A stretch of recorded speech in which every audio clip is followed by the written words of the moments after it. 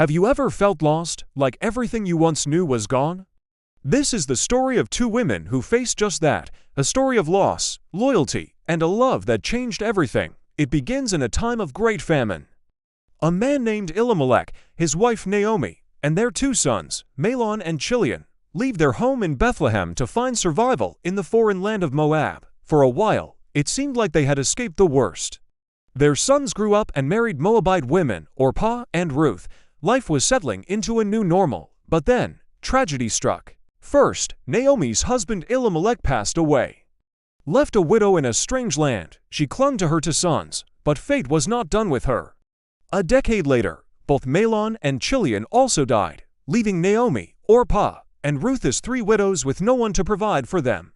Naomi's heart was shattered. The land of Moab, once a place of refuge, now only held memories of sorrow. She heard that the famine in her homeland of Judah had ended, that the Lord had blessed her people with food again.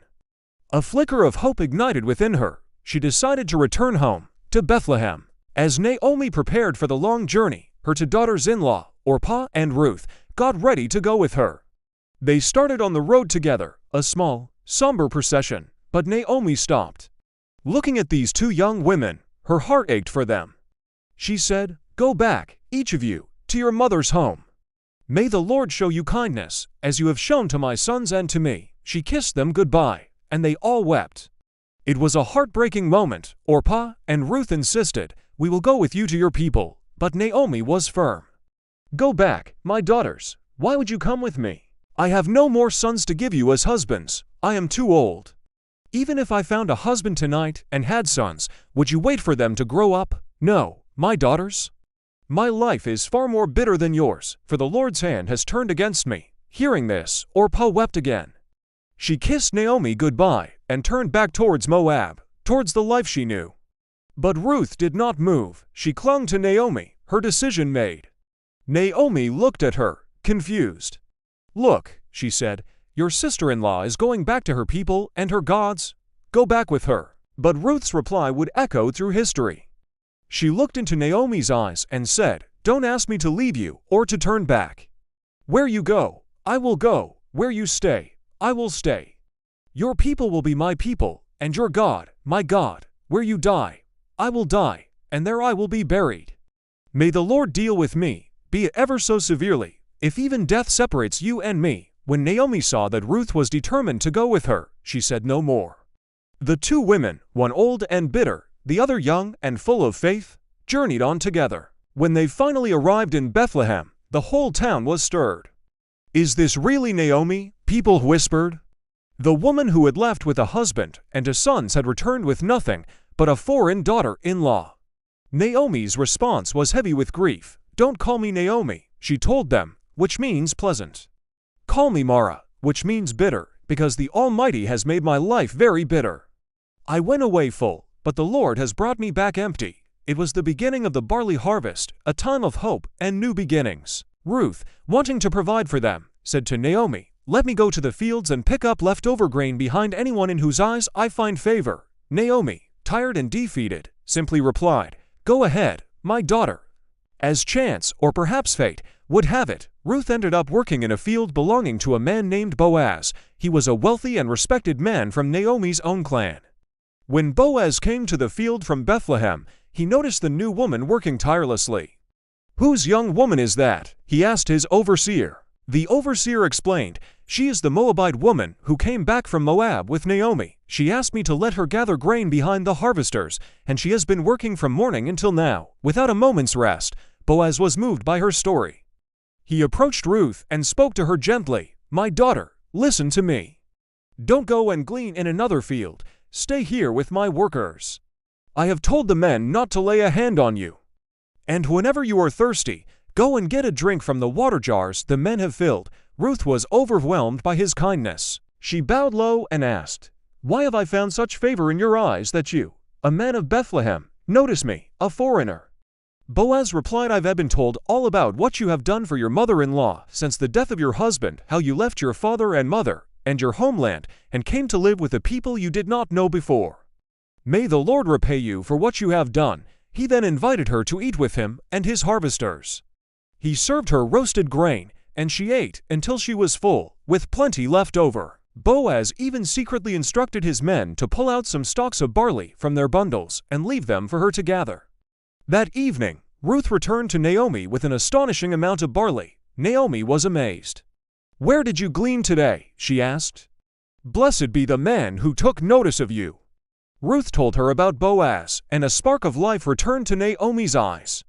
"That man is our close relative," she exclaimed. "He is one of our kinsman redeemers." A kinsman redeemer was a male relative who had the responsibility to help a relative in need. Naomi saw a path forward, a way to secure a future for Ruth. A plan began to form in her mind. As the harvest season ended, Naomi revealed her idea. She told Ruth to wash, put on perfume, and wear her best clothes. "Go down to the threshing floor tonight," she said, "where Boaz will be winnowing barley. When he lies down to sleep, go and uncover his feet and lie down there. He will tell you what to do." Ruth, ever obedient and trusting, replied, "I will do everything you say." That night, she crept silently to the threshing floor. After Boaz had finished eating and drinking and was in good spirits, he went to lie down. Once he was asleep, Ruth approached quietly, uncovered his feet, and lay down. In the middle of the night, something startled Boaz. He turned and was shocked to find a woman lying at his feet. "Who are you?" he whispered into the darkness. "I am your servant Ruth," she replied softly. "Spread the corner of your garment over me, since you are a kinsman redeemer." This was a symbolic way of asking for his protection and proposing marriage. Boaz was deeply moved. "The Lord bless you, my daughter," he said. "This kindness is greater than that which you showed first. You have not run after the younger men, whether rich or poor. And now, my daughter, don't be afraid. I will do for you all you ask. All the people of my town know that you are a woman of noble character." But there was a twist. However, Boaz continued, "It is true that I am a kinsman redeemer. But there is another man who is a closer relative than I am. Stay here for the night, and in the morning I will see if he is willing to redeem you. If he is, let him do it. But if he is not, I swear, as surely as the Lord lives, I will do it for you." The next morning, Boaz went to the town gate, the place where business was done. He gathered 10 of the elders and waited. Soon, the other kinsman redeemer came by. Boaz laid out the situation. Naomi was selling her husband's land, and this man had the first right to buy it and, with it, the responsibility to marry Ruth to maintain the family line. At first, the man agreed to buy the land. But when Boaz mentioned that he would also have to marry Ruth the Moabite, he changed his mind. He was afraid it would endanger his own estate. So, he publicly gave up his right of redemption, taking off his sandal and giving it to Boaz as a sign of the sealed deal. With the elders and all the people as witnesses, Boaz declared, "Today you are witnesses that I have bought from Naomi all the property of Elimelech, Chilion, and Mahlon. I have also acquired Ruth the Moabite as my wife." So Boaz married Ruth. Their story, born from bitterness and loss, blossomed into one of profound joy. Soon, Ruth gave birth to a son. The women of the town celebrated with Naomi, saying, "Praise be to the Lord, who this day has not left you without a kinsman redeemer. He will renew your life and sustain you in your old age. For your daughter-in-law, who loves you and who is better to you than 7 sons, has given him birth." Naomi, once called Mara the Bitter, took the child, laid him in her lap, and cared for him. Her emptiness was filled, her joy restored, and the child they named him Obed. He would become the father of Jesse, who was the father of David, the greatest king of Israel. From this line, a story of loyalty between 2 women in a time of despair, came a legacy of kings. It's a powerful reminder that even in our darkest moments, acts of faithfulness and love can lead to blessings we could never imagine. Thank you for watching. If this story touched you, please like, share, and subscribe for more.